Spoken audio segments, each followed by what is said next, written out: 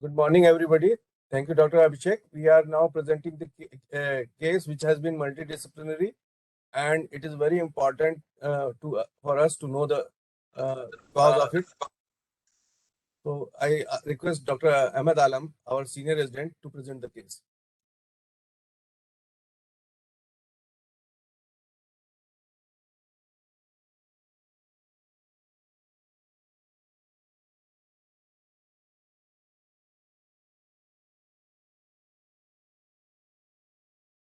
Good morning, respected teachers and my colleagues. I am going to present a case titled A Case of Multiple Pathological Fractures.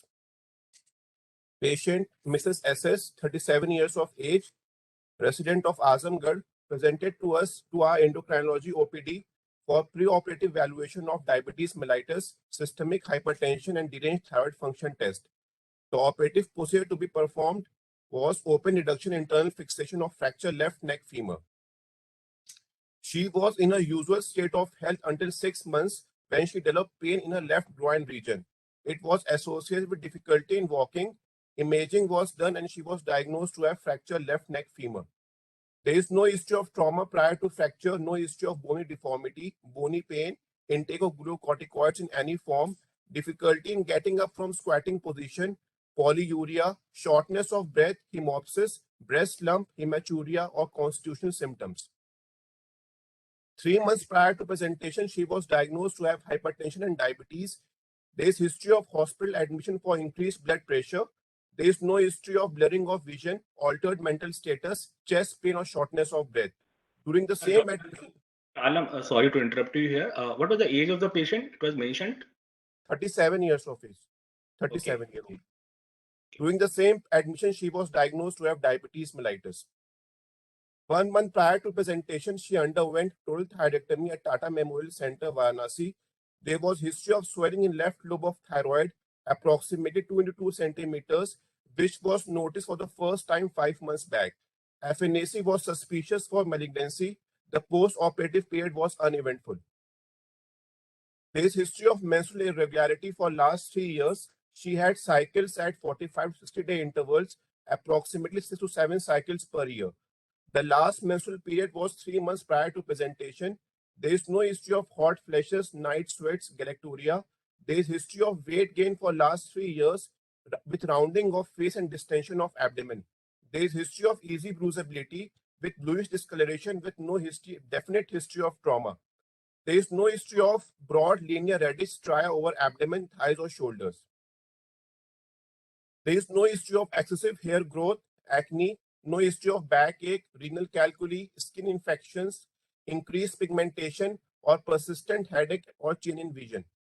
Dr. Alam, in the negative history, just the previous slide, move to the previous slide. Just mention why you have asked this negative history. That will be enlightening for the audience also.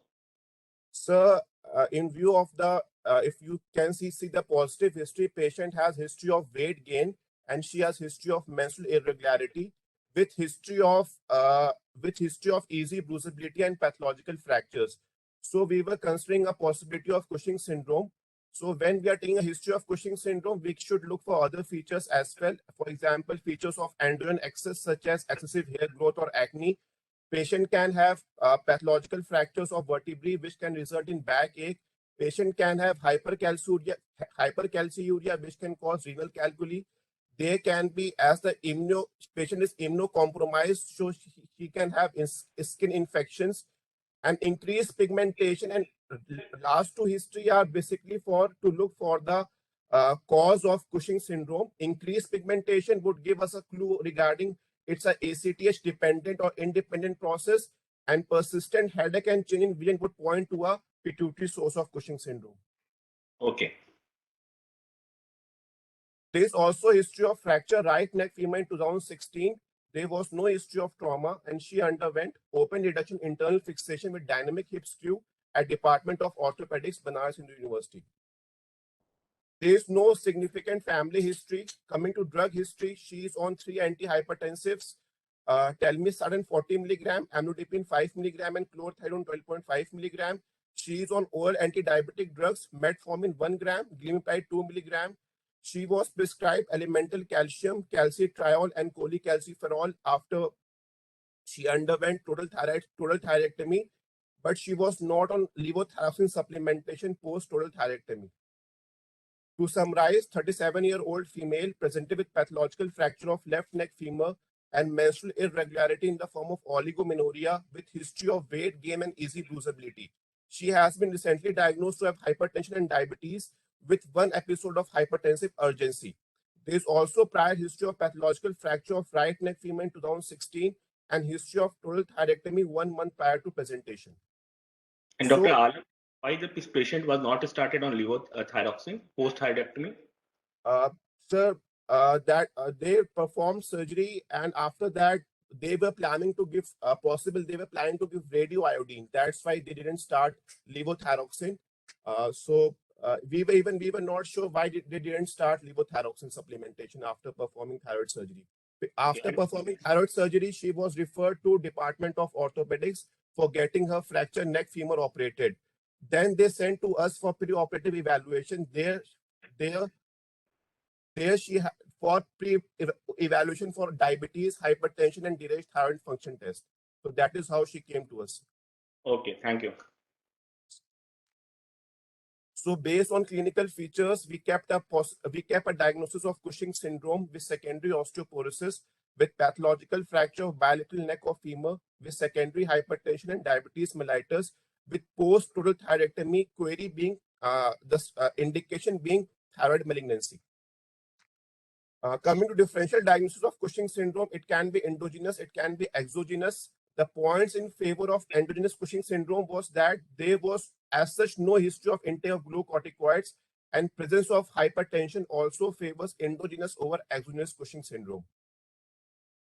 Coming to examination, her vitals were blood pressure was 148 by 90 millimeters of mercury, pulse rate was 84 beats per minute. Dr. Alam, in the differential diagnosis which you have kept, so can you tell me? In view of short of time, I will discuss after examination, sir, if you permit. Okay, because it will be more appropriate if you discuss after the history and examination the differential diagnosis, the points favoring and points against the diagnosis. Fine, sir. Fine, sir. Pallor, icterus, cyanosis, clubbing, lymphadenopathy, pedal edema was absent, jugular venous pressure was not raised. Coming to head-to-toe examination, there was moon facies, facial plethora, vellus hair was present, there was no acne, no hirsutism. A linear scar of size around 10 centimeters was present at the level of thyroid cartilage, which healed by primary intention. There was dorsocervical fat pad. Acanthosis nigricans was present on the nape of neck, grade 2. Ecchymosis was present at the venipuncture sites. There was thinning of skin. Reddish stria were present over abdomen, but they were less than 1 centimeter wide. There was pigmentation of knuckles. Waist circumference was 88 centimeter. The attitude of the limb was left limb was slightly external rotated. System examination was unremarkable apart from power. At hip joint, it was 4 by 5.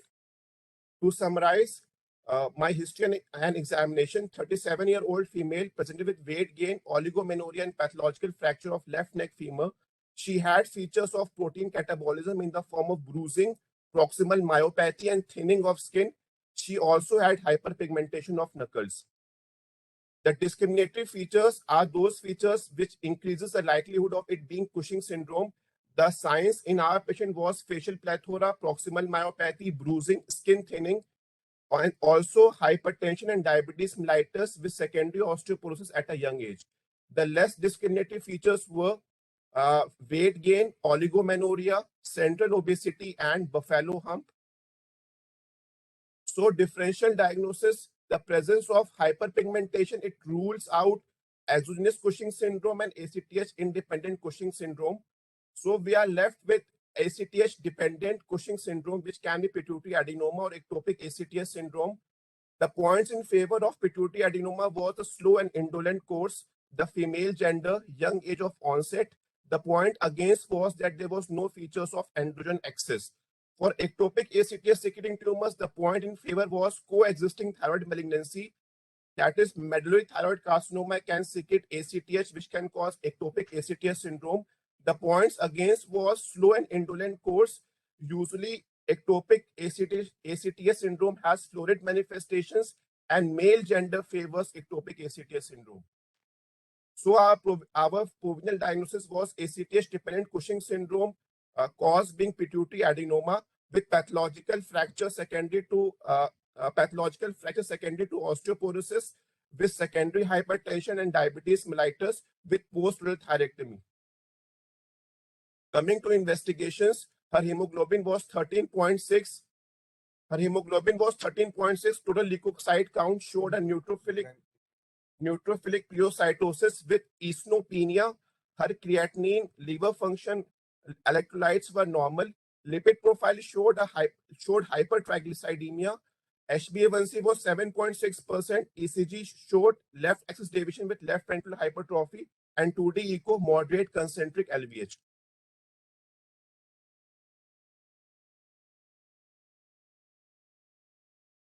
Coming to cortisol dynamics, her serum 8 AM serum cortisol was 40.2, which ruled out exogenous Cushing syndrome. Midnight awake cortisol was 28.8 and ONDST was 17.5. So we had two screening overnight dexamethasone suppression test. So we had two screening tests positive, which confirmed our diagnosis of Cushing syndrome. Coming to the localizing the source of Cushing syndrome, her ACTH was 43.4. Which suggests that it is an ACTH-dependent Cushing syndrome. Her high-dose dexamethasone suppression test, which was performed with 2 mg of dexamethasone given every 6 hourly for 48 hours, and the value was 3.18, again suggesting Cushing disease. And her MRI brain showed a 6.7 to 6.3 millimeter lesion with cystic component. To discuss the radiological part, I would like to call Dr. Ritika, Senior Resident Department of Radiodiagnosis.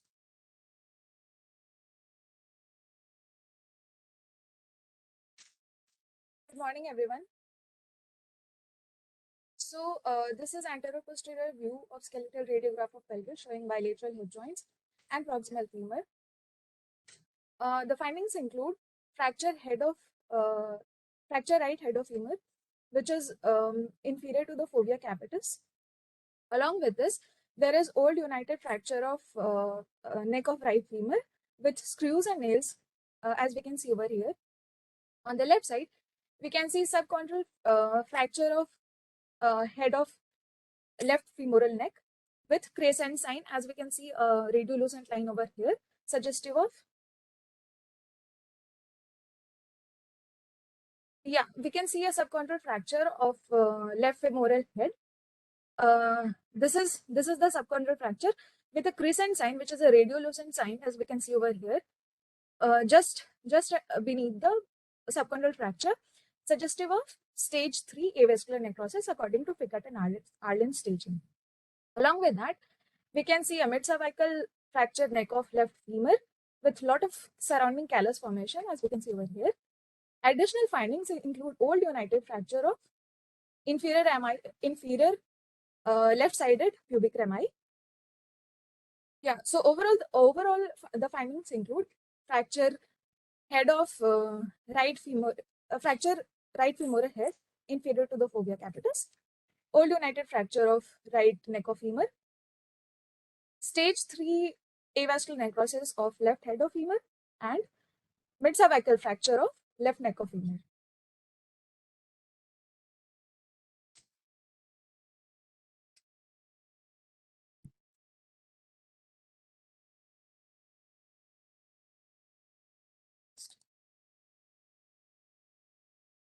Okay. So these are the images of MRI brain. This is T2 sagittal image of MRI brain showing a T2 hyperintense lesion over here in the sella turcica. This is a T1 coronal image of MRI brain showing a T1 hypointense lesion over here in sella turcica. This is the corresponding T2 coronal image. Again, we can appreciate a T2 hyperintense lesion, which was measuring approximately 6.7 into 6.3 millimeter, more towards left. With the suspicion of pituitary microadenoma, we did a dynamic post-contrast T1 images. On the initial images, we cannot appreciate any kind of abnormal enhancement in the expected site of lesion. On the later post-contrast T1 images, we can see that there is filling in the lesion. The lesion is now homogeneously enhancing as the rest of the pituitary gland. However, there is a central non-enhancing component which goes in the favor of cystic component. Although we cannot be sure on imaging of ACTH secreting pituitary microadenoma or macroadenoma, however, the presence of cystic component goes in favor of ACTH secretion. Thank you.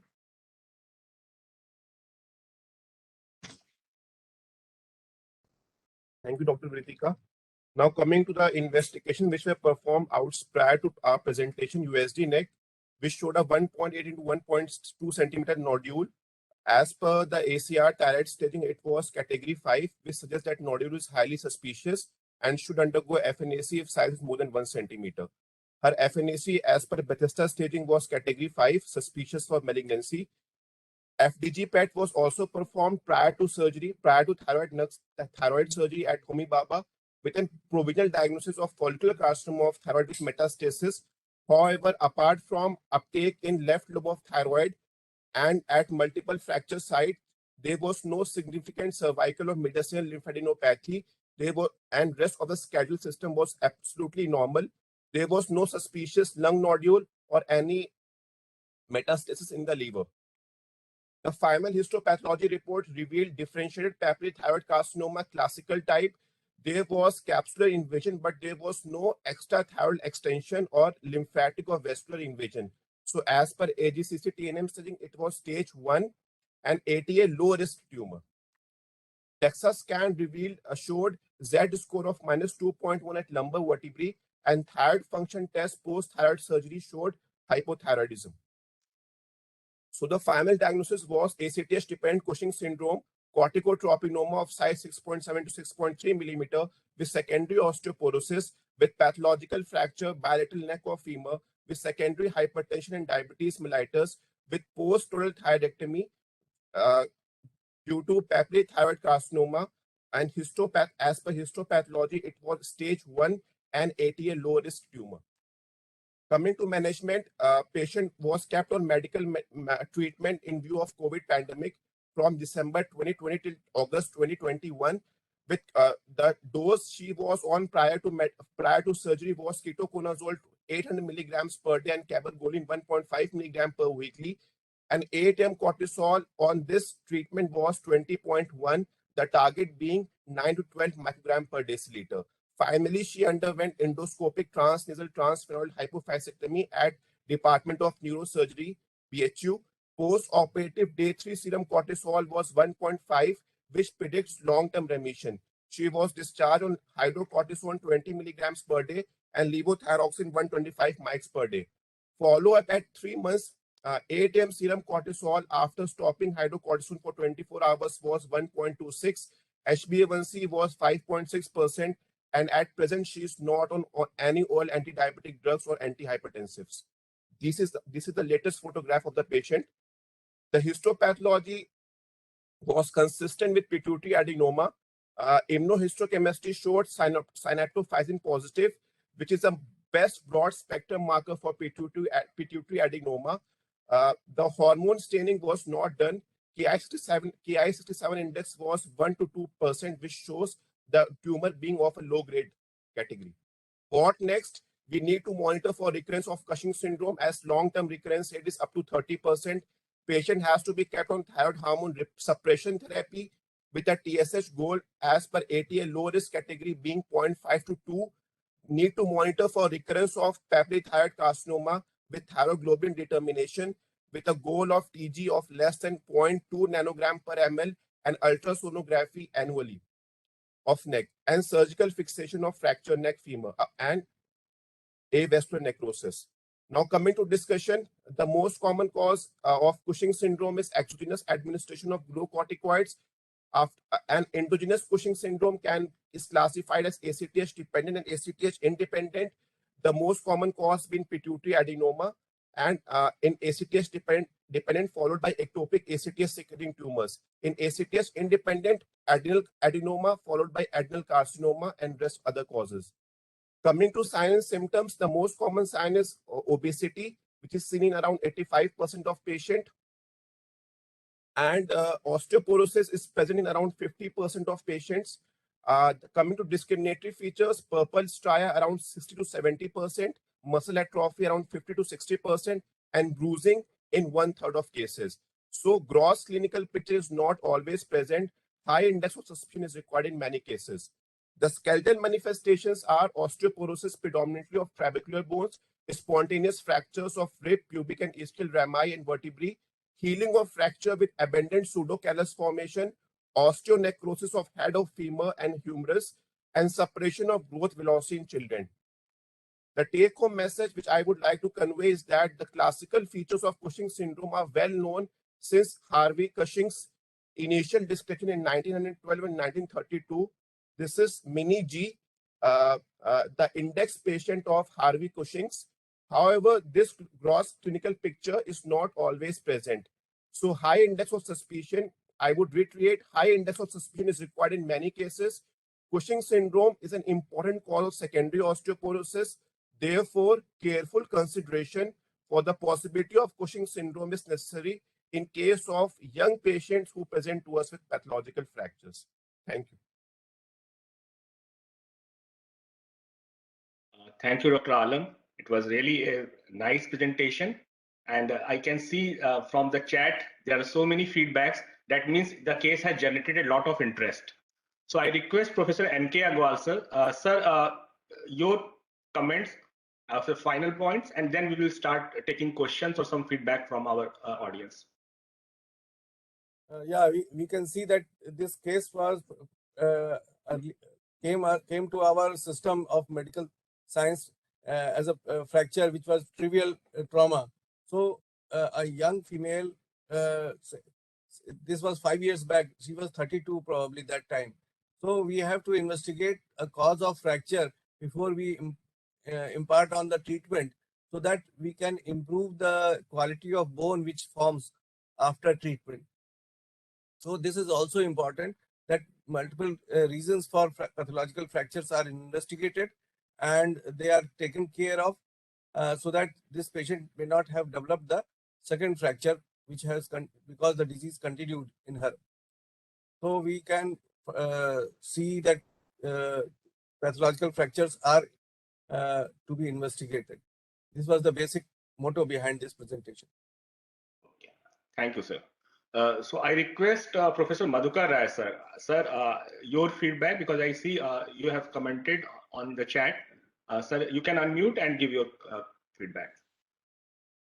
Good morning, everybody, and Sheikh for giving me this opportunity. I think this is a very important case to be presented at the Institute Fora because this suggests that there were 3 clues which were grossly missed. And had these clues were picked up early on, the patient would not have suffered this much of, because when we teach our students, we say that if a patient without a family history of diabetes and hypertension gets diabetes, hypertension early, along with a female with menstrual irregularity, look for the cause. And this is what we call it, you can clearly see the cause. Had the patient been investigated, and for the first time when she had a pathological fracture, second time, so there were a lot of opportunities which were missed. Otherwise, you are not a genius or champion to diagnose Cushing syndrome in a patient who has got a florid manifestation.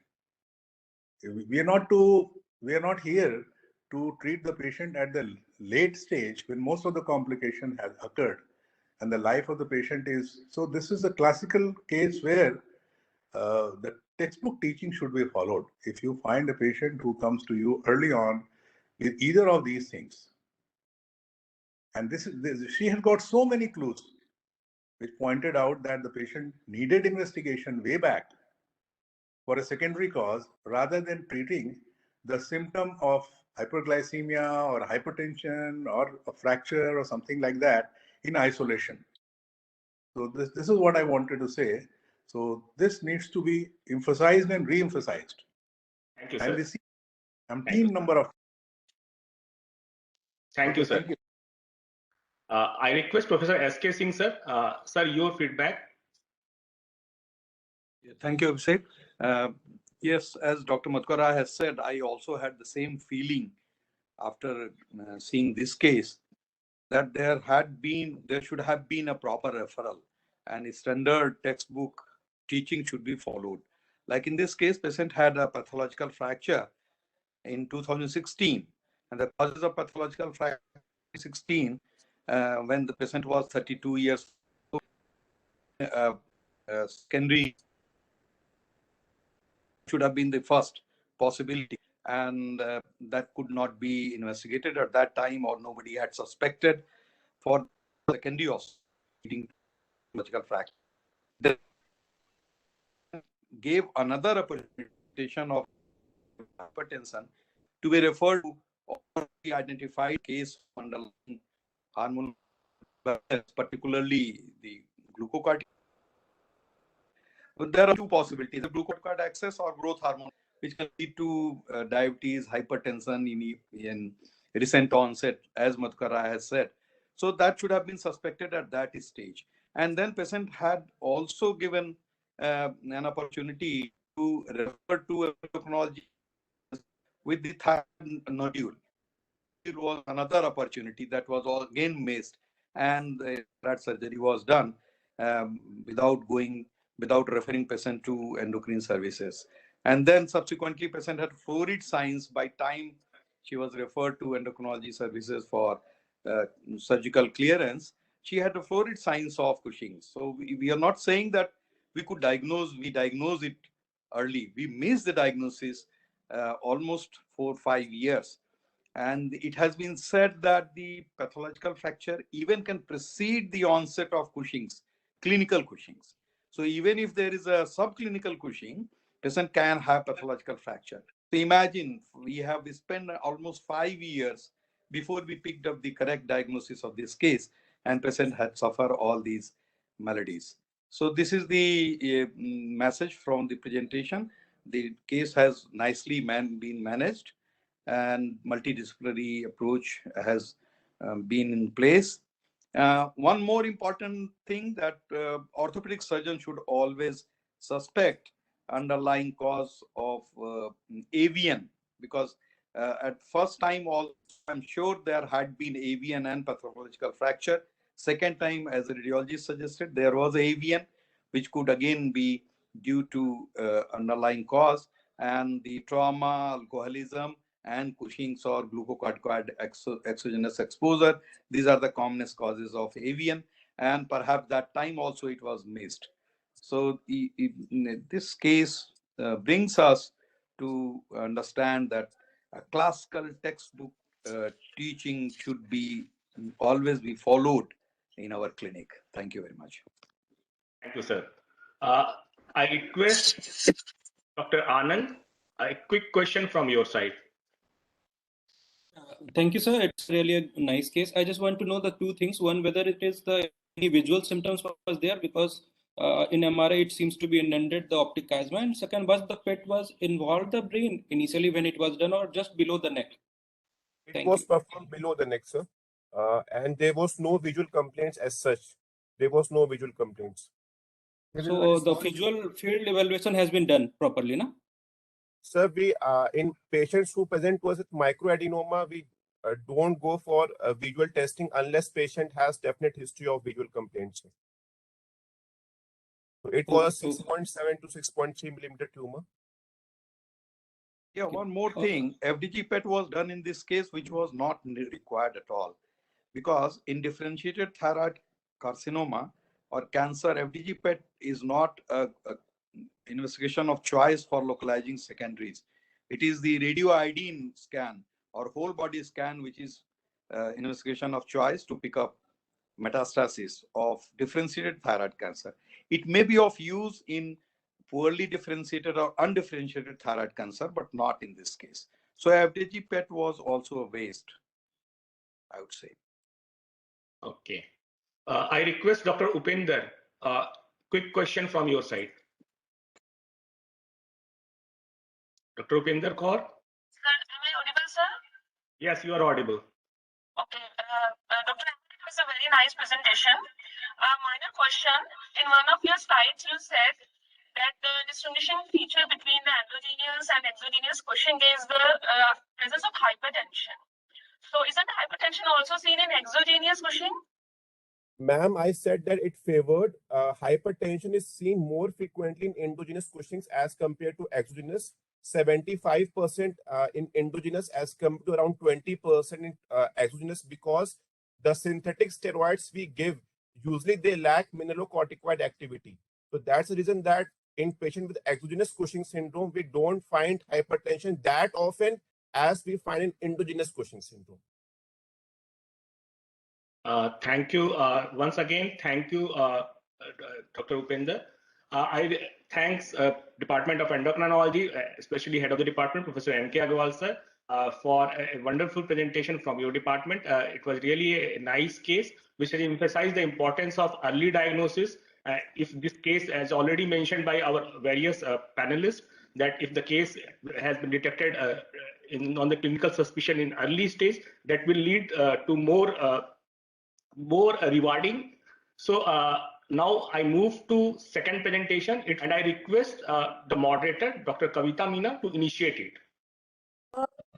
Good morning, everyone. The presentation is under the division of trauma anesthesia. Very good morning, everyone. I am Dr. Navneeta Bisht, and I am PDCC trauma anesthesia. I am presenting a case on nasal spur, which became a nightmare for us as an anesthesiologist. And this case I am presenting on behalf of Division of Trauma Anesthesia, Department of Anesthesiology. So the case was a 48-year-old male, laborer by profession, resident of Azamgarh, presented after a fall from height from tree. Time of injury was 1 p.m. on 26 December 2021. He was taken to a local hospital where he was given analgesic and IV fluid and was referred to Trauma Center BHU. He reached Trauma Center BHU at 7 p.m. on 27 December 2021.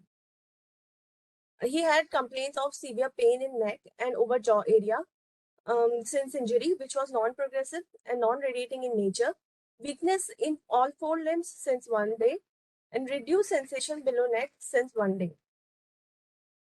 In primary survey as per ATS protocol, airway, patient was speaking in full sentences, therefore airway was patent. No history of loss of consciousness, seizures, bleeding from oral and nasal cavity, no CSF leak from nostril, abrasions and swelling present over right jaw area. Mouth opening was approximately 2 finger breadth, no injury to oral structures, no visible injury over neck.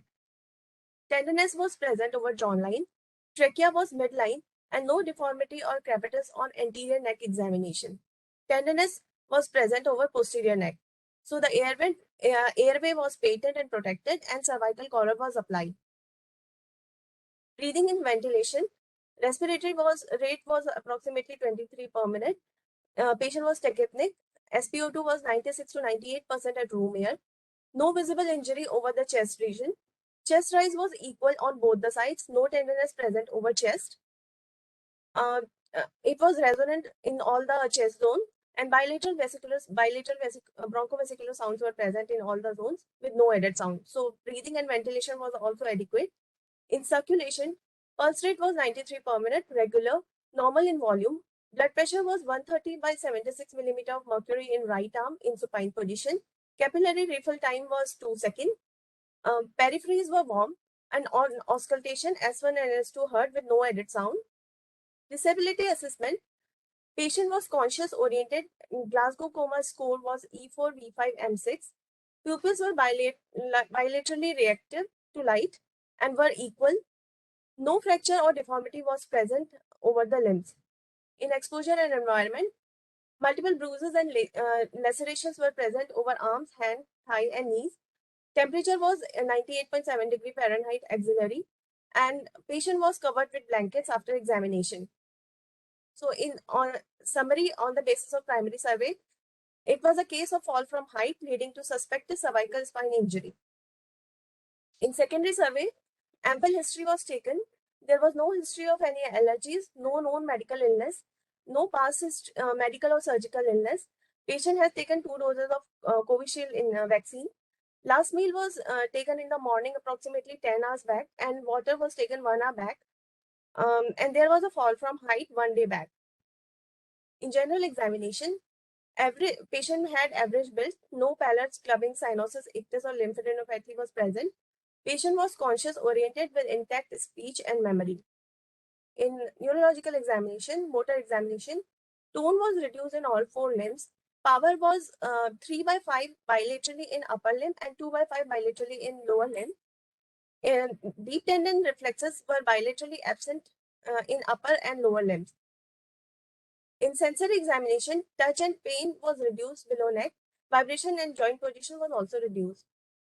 In spine examination, there was no tenderness in thoracic or lumbar spine. And there was no significant findings in other systemic examination. This is the CT spine, which will be explained by my radiology colleague, Dr. Jyoti.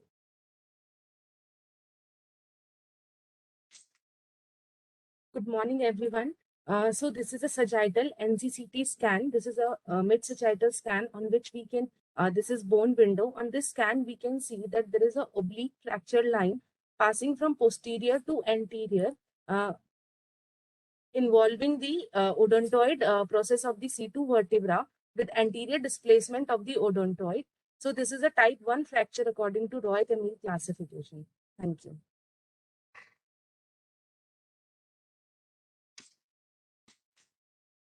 Thank you, Dr. Jyoti. So the diagnosis was cervical spine injury, C2 fracture following fall from height. The plan of management was posterior spine fixation, and pre-anesthetic checkup was done, which includes history, airway examination, and systemic examination. And the investigations as follows. In blood investigations, it was within normal limit. RT-PCR was negative. And this is the ECG, which was also within normal limit. In pre-operative plan, patient was planned for general anesthesia with awake nasal fiber optic intubation. Procedure was clearly explained to the patient in his language. Nasal patency test was done, which was bilaterally equal. A whiteboard cannula of 18 gauge was secured in left forearm. Patient was started on warm linger lactate. In airway preparation, patient was nebulized with 5 ml of 2% lignocaine adrenaline, antiemetic injection ondansetron 0.1 milligram per kg, and anti-sialagogue injection glycopyrrolate 0.2 milligram was given IV. Patient was shifted to OT and standard ASA monitors were attached. Patient's position was supine. 10% lignocaine spray bilaterally on fascial pillars was sprayed. Xylometazoline drops were instilled in nostrils bilaterally. And injection fentanyl 1 microgram per kg and injection midazolam 0.05 milligram per kg was given. Followed by lignocaine jelly, which was applied on the split nasopharyngeal airway. This is a picture of split nasopharyngeal airway. It is a normal nasopharyngeal airway which was spirally cut by us. This helps in easy introduction of fiber optic endoscope. So the first attempt to insert the split nasopharyngeal airway in left nostril was failed. Split nasopharyngeal was then introduced into the right nostril. Fiber optic endoscope of size 4.5 millimeter was railroaded and was pre-checked. 7.5 millimeter PVC tube was and passed through split nasopharyngeal airway after application of jelly. Fiber optic endoscope was crossed nasopharynx and glottis was seen. After that, 2 ml of 2% lignocaine spray was sprayed over vocal cords and fiber optic endoscope was forwarded. As fiber optic endoscope entered trachea, tracheal rings and carina were seen. Split nasopharyngeal airway was peeled off and removed. Then ET tube was inserted into the trachea. Fiber optic endoscope was also removed. And 3 ml air was pushed through the pilot balloon into the cuff. Pilot balloon could not be inflated. Anesthesia circuit was connected to ET tube. Position of ET2 was confirmed by auscultation and ETCO2. 3 times air was pushed, but the pilot balloon remained deflated. An obvious leak could be appreciated. So the tube was removed and patient was oxygenated with 100% oxygen. Procedure was again repeated with a new tube which was pre-checked. Tube placement was again confirmed, but the pilot balloon again could not be inflated. The tube was again removed. And this is how we checked the tube. In this video, we put the used tube inside a bowl of water. And as we pushed the air from the pilot balloon, we could appreciate the air bubbles coming out. This shows that the cuff is damaged.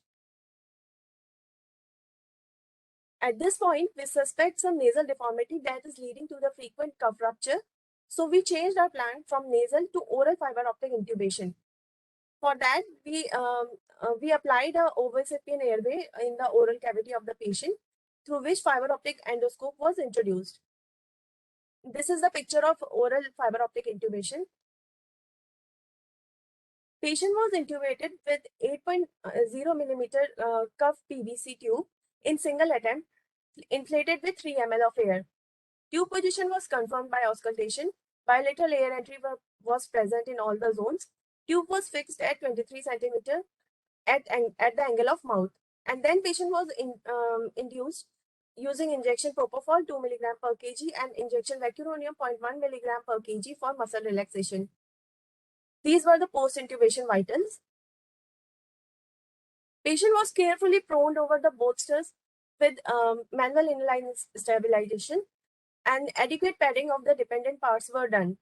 Auscultation was again done to check the correct position of ET tube, and patient was kept on volume control ventilation with initial settings of tidal volume 480 ml, frequency 15 per minute, and inspiratory-expiratory ratio was 1:2, PEEP was 5.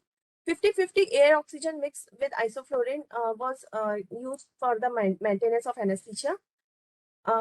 Injection fentanyl 1 microgram per kg was also given, and the surgery started. The main steps of the surgery were: C1, C2 joint spacer was placed, C2 pedicle screw was placed, then C3, C4 lateral mass screw was placed, and occipito-cervical fixation was done with occipital plate and rod. In maintenance and anesthesia, warm crystalloid ringer lactate was given as per protocol. Total 2000 ml was given. Intermittent fentanyl 1 microgram per kg was repeated. Injection paracetamol 1 gram over 20 minutes was given.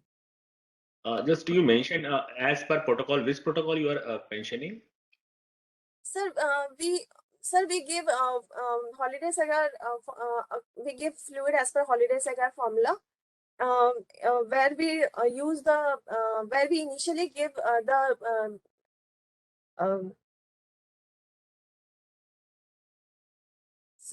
we give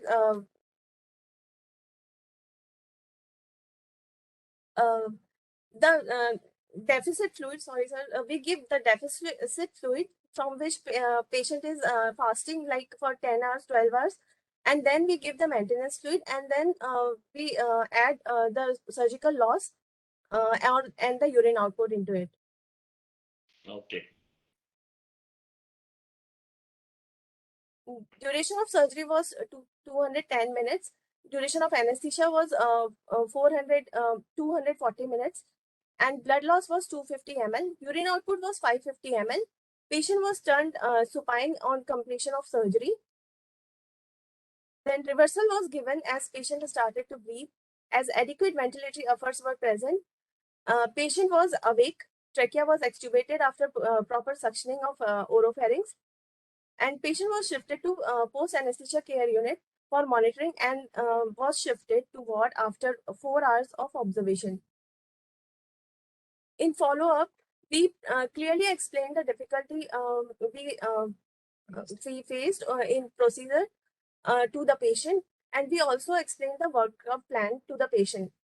Then patient was sent for CT paranasal sinuses post-operatively, and the CT finding will be explained by Dr. Jyoti from Radiology Department.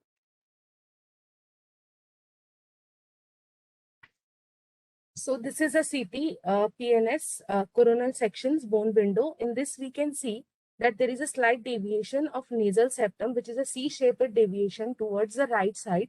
And at the site of the deviation, we can see that there is this bony spur. Along with that, we can also see that there is fracture in the right ramus of mandible at the angle of the mandible. Thank you.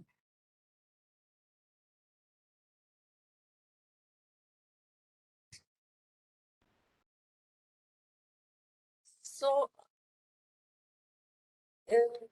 coming on to the discussion part, why we are presenting this case, as nasal septal deviation is a very common disorder with a high incidence in men, and deviation of the nasal septum may not affect nasal breathing, as many patients are asymptomatic, and this is a rare presentation of a very common surgical problem encountered to us, as nasal fiber optic intubation is a usual standard choice for general anesthesia in these type of cases. Unpredicted nasal deformity could be a challenging situation to an anesthesiologist, and such incidences should need to be worked up and notified, as limited data is available. Only few case reports are available. We could find only these two case reports. And what we learned from this case is the simple clinical tests that can be done on day-to-day basis are to estimate the relative patency of the nostrils. However, airflow assessment is not a reliable tool to determine the more patent nostril. In all the patients, as a part of airway assessment in which nasal intubation is planned, anterior rhinoscopy and screening nasal endoscopy should be done as a part of pre-anesthetic checkup. CT paranasal sinuses and ultrasonography nasal septal cartilage can also be done in patients who had history of deviated nasal septum. And use of vasoconstrictors like xylometazoline, phenylephrine, adrenaline is recommended, which may improve nasal patency, but not in all the patients. If significant resistance to insertion of the tube into the nostril is encountered, or if cuff tear occurs, nasal septal deviation or a nasal spur should be suspected and evaluated. And it is important to explain the difficulty encountered in intubation and the diagnosis to the patient, and should also be mentioned clearly on discharge certificate. Also, the difficulty which can occur during intubation in future due to the spine fixation should also be mentioned. Thank you.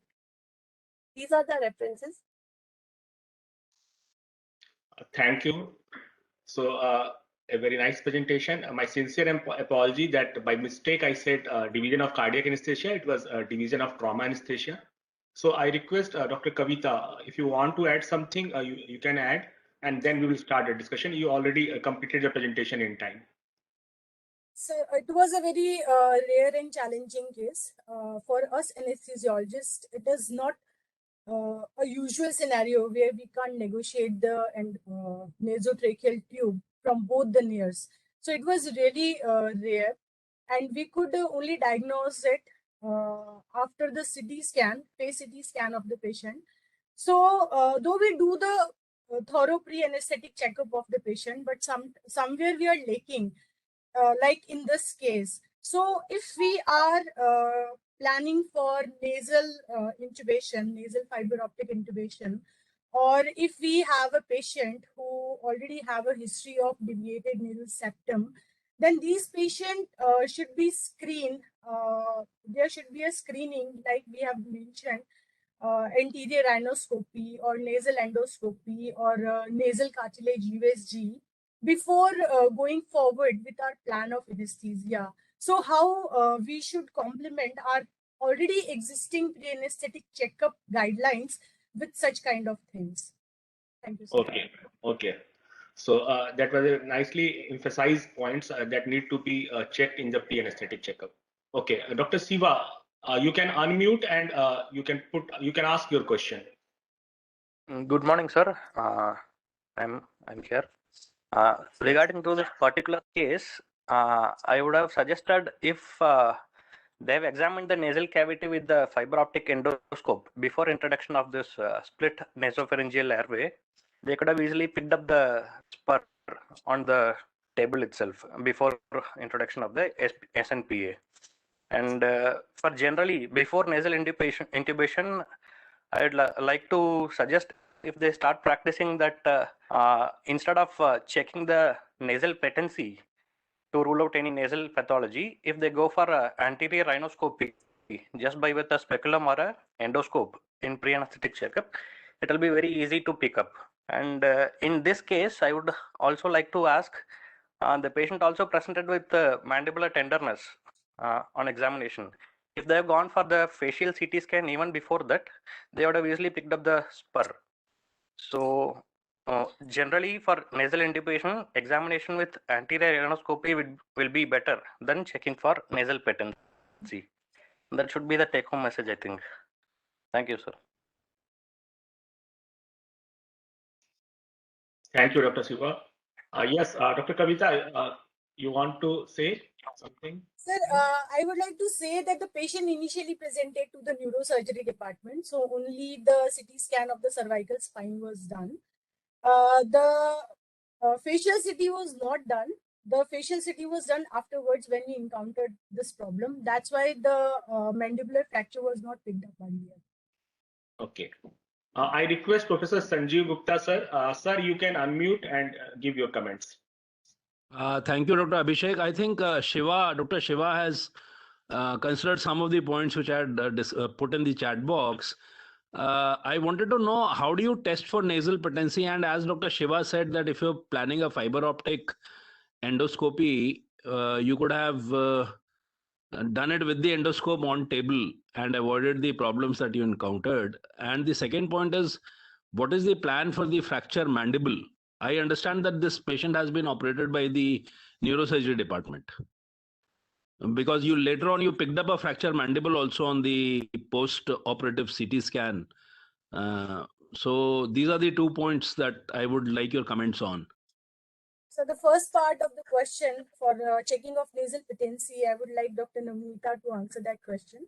Sir, it was we used cotton whip and asked the patient to block one of the nair and then exhale on it. Similarly, we did with the alternative nair. So it was equal. And then we same thing we did on the cold surface, exhalation on the cold surface. For that we use our laryngoscopic blade. And second thing, sir, this patient was, as this patient has a undisplaced mandible fracture, it was conservatively managed by the interdental wire fixation and arch wire fixation under local anesthesia. Okay, thank you. Thank you. Thank you, sir. I request Dr. Anand, you can unmute and ask your question. Yeah, thank you. First of all, I would like to ask whether is there any point of time the direct tracheostomy was planned, because the patient is having a high cervical cord lesion, and sometimes these patients you may face a difficult extubation after the surgery also, and sometimes may require a long-term ventilatory supports. And even during the intubation procedure, either I think nasal or intraoral, you have to manipulate a cervical spine a little bit, and it may cause further deterioration in the power in the lower limbs. And second, just a curiosity, I just want to know whether the SSP, the SSEP monitoring, that is the somatosensory work potential monitoring, was done in our institute during the surgery. It's just a curiosity, because this is a standard of care for any spine surgery. Thank you. Sir, we don't manipulate the cervical spine. That's why we opt for fiber optic intubation. It is a gold standard in cases of cervical spine trauma, and there are certain other indications as well. And as you said, planning for tracheostomy, no, we didn't do it, because in difficult, again, I would like to emphasize, when we are encountering a difficult intubation case, that's how. And if we have to do it electively, then we plan for fiber optic intubation. So we planned for fiber optic intubation only. So we prepared our patient according to that. And as you asked about the post-operative ventilation, so when we face a case of cervical spine trauma and when we see the patient is unstable, GCS is poor, we keep a backup of post-operative bed and ventilation. So if the patient required that, we would have given that to the patient. Okay, I just SSP, is there a facility available at our institute?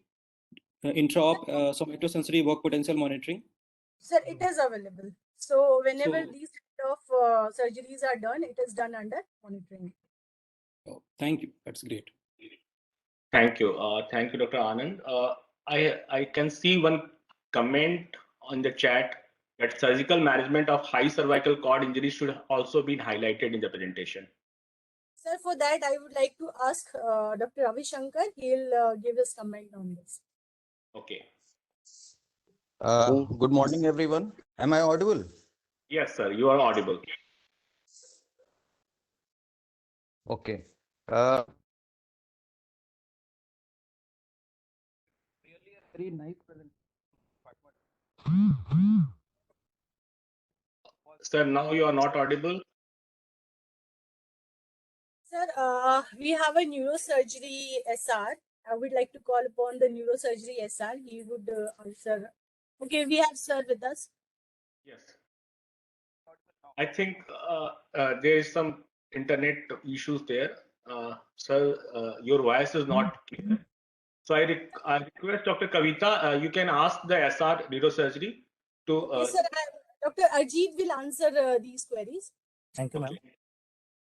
So the surgical management was done posteriorly. The patient was taken to prone position.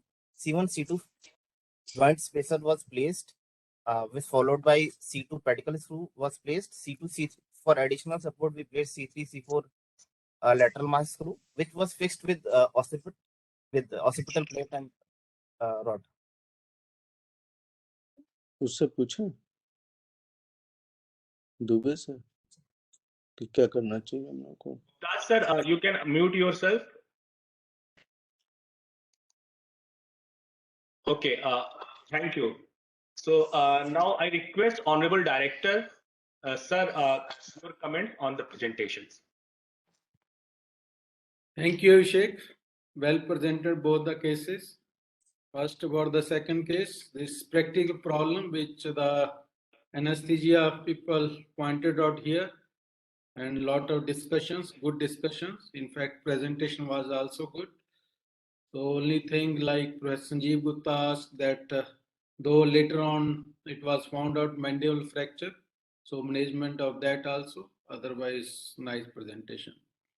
First case also very well worked up case, treated as well as presented by the endocrinologist. Lot of discussion, like patient has missed the bus many times for the diagnosis. 5 years it took. So I wish our residents could have joined this meeting and they learned how this missing of diagnosis, and this is really learning in this one case lifelong. If somebody has joined that residence, they will remember this, how to diagnose, why not to miss this. Only thing I noted that though very well presented, nothing from the endocrinology, this BHU side. In Tata Hospital, Varanasi, that is very good, that tertiary care cancer treatment center. Thyroid nodule, just they did thyroidectomy and it came out to be well differentiated papillary carcinoma. And FDG PET scan was done. This is absolutely misuse of the modality. Absolutely not required. Professor Singh, SK Singh also mentioned about this. Just if a pathological fracture was there, any suspicion was there, first thing TG and anti-TG was required. Then whole body radioiodine scan, if it all was, though it is a low risk category as far as diagnosis was concerned, but it's misuse of modality. I can't understand why in a hospital like Tata Cancer Hospital this was done, FDG PET scan, and even why they didn't refer to endocrinology as patient was having puffy faces and all features, so it could have diagnosed when patient was in a tertiary care cancer hospital. Otherwise, from here, the worked up and treatment patient has been done very well. Even the patient's photograph before treatment and after treatment, latest photograph, drastic changes. So I congratulate the department for doing wonderful job, even for the presentation, both the departments. Thank you very much. Thank you, sir.